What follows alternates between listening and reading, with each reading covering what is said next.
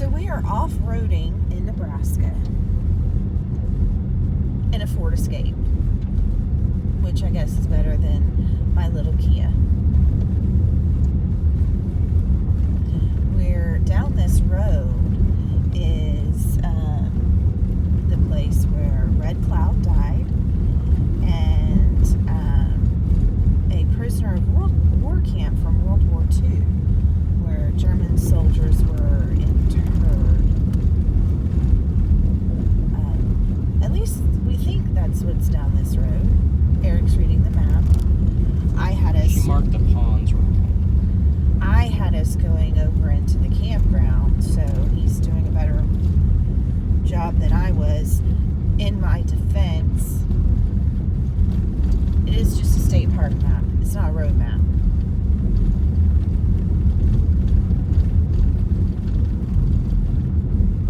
I didn't know the special areas that we saw. I knew where we were. I just couldn't find the road. Can you imagine why I couldn't find this road?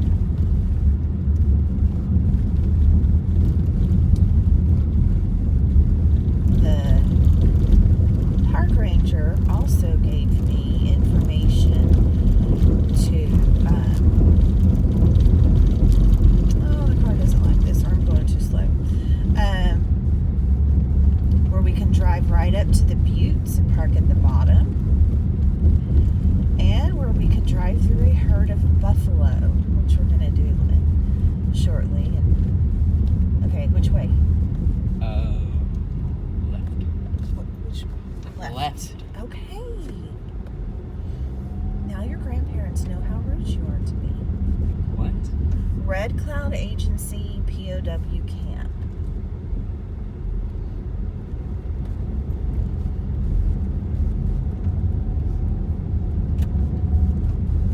This looks like a one-way road.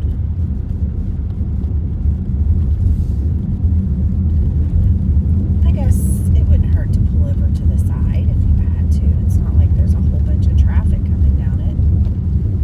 Except for the little car behind us. Yeah, there's a car behind us. Here's a historical marker.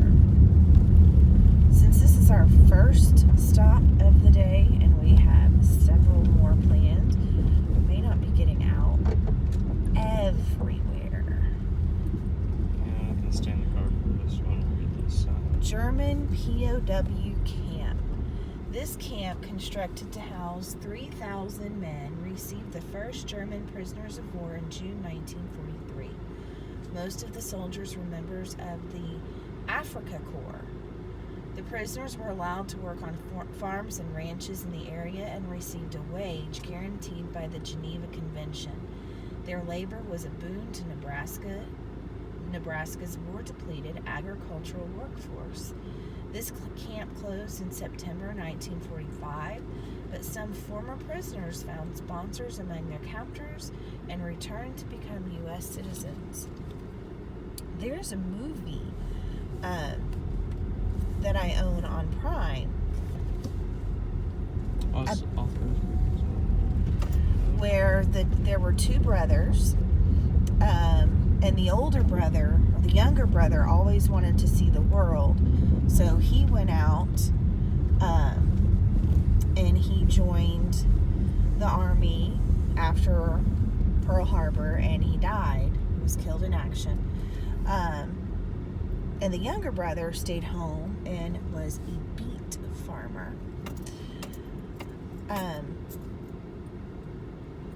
He ends up marrying a woman that got pregnant accidentally, and she moves out to, I guess, Nebraska. And she meets a prisoner of war, and he tries to escape, and she turns him in. The Red Cloud Agency was established here in 1873 for Chief Red Cloud and his Oglala band, as well as for other Northern Plains Indians, totaling nearly 13,000. Their earlier agency had been located on the North Platte near Fort Laramie. We're going there Monday. The agency served as issuing points for supplies to the Sioux, Cheyenne, and Arapaho, authorized in exchange for land ceded to the U.S. in 1868. Dr. J.J. Saville, nominated by the Episcopal Church, was appointed the first agent.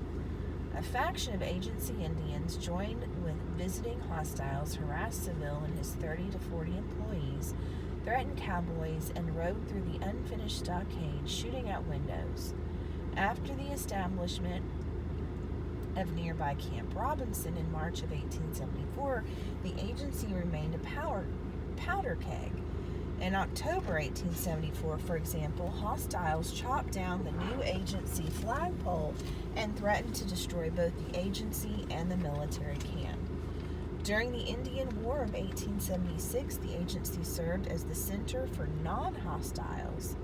After the treaty ceding the Black Hills to the U.S. was signed here in 1878, and the death of Crazy Horse, 1876, and the death of Crazy Horse in 1877, the agency was relocated to the Pine Ridge Agency in Dakota Territory.